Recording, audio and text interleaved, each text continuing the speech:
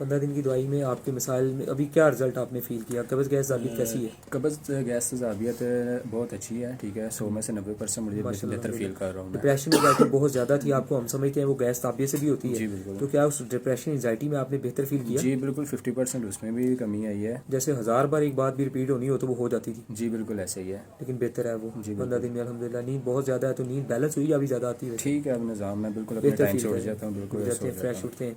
Gas बेहतर है। कब्ज़ के लिए बहुत ज़्यादा टाइम 10-15 मिनट लगते थे, लेकिन अब बेहतर है। जी बिल्कुल, दिन गुस्से में में 2 भी दफ़ा मैदा साफ़ होता रहा है हो बिल्कुल। जाता है, अच्छी बात है। खुश्की बहुत ज़्यादा कम हो गई है। मिजाज मतलब हर मसले में बेहतरी आई है और अब आप कमज़ोरी ज़्यादा फील कर रहे जी बिल्कुल हैं। इस ऐसे ही कोर्स है। को भी अच्छा 1.5 साल से मैदे आपका का मैदा मसला ख़राब था। था जी बिल्कुल। और ये माशाल्लाह से 15 दिन में बेहतरी। और ये बेहतरी आपने कुछ एहतियात और परहेज़ भी किया ना, जी जैसे हम बिल्कुल, साथ बताते हैं साथ ही खाना है। पीना, शोरबे, ये वही चीज़ें। जी बिल्कुल, जैसे चले आपने बताया वैसे ही। अल्हम्दुलिल्लाह, अल्लाह ताला आपको ऐसी सेहतमंद रखे।